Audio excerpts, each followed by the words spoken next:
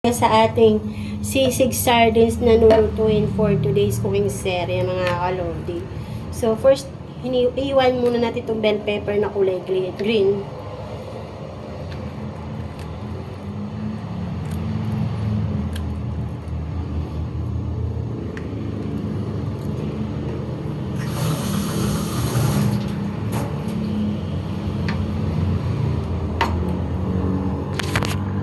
Yan. Kung baka kasi hindi ganong kita.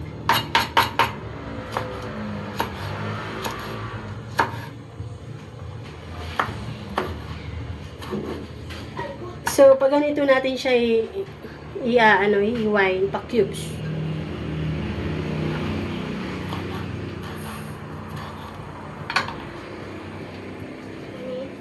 Oh, okay na?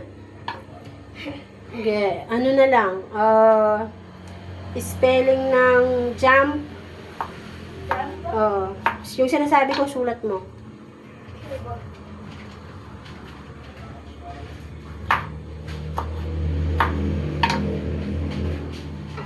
So, yun, habang tayo ay nagluluto, spelling time kami ni Beyang at the same time. Maaga ko siyang ginising ngayon. Kasi gawa nga na ipapractice ko na siya ulit kasi malapit na ulit yung enrollment at pasukan. Ha? So, jump, then next, right. Right? Oh. Tapos walk, ha?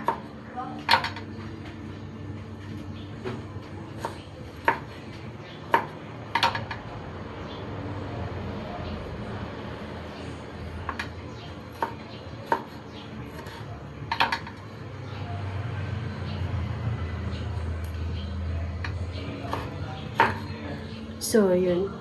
So, yan. Tapos na tayo sa sibuyas, mga kalodi.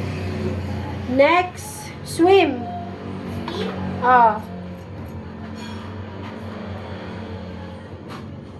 So, sa bawang naman tayo, mga kalodi. So, yun, mga kalodi. Tapos na tayo sa bawang. So, next na tayo sa siling haba.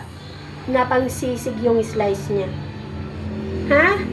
Next, Filipino. Lagyan mo na ng subject. Aba? Subject, Filipino.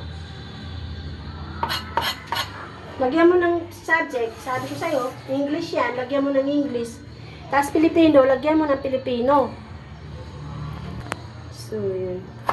Next na tayo sa ating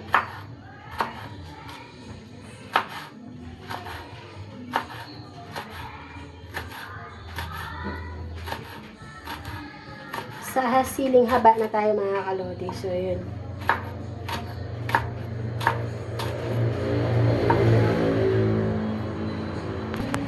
So, next naman tayo sa siling labuyo. So, ipang tatappings lang natin to, mga kalodi. May music na naman sa background. Kakainis.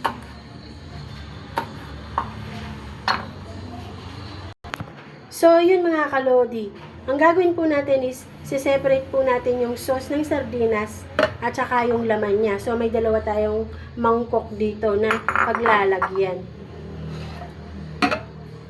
So, yun, nabuksan ko muna siya ng konti para sa kanyang sabaw. So, sasali na natin siya dito.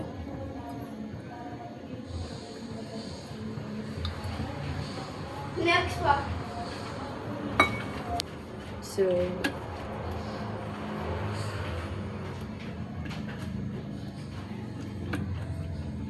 So, yun, okay na.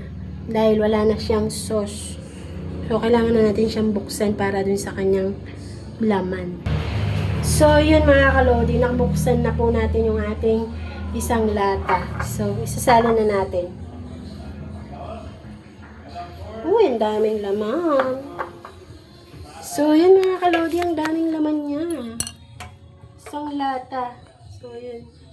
So, yan, mga kalodi, at kumpleto na yung ating pang-rekado para sa ating cooking series for today na sisig.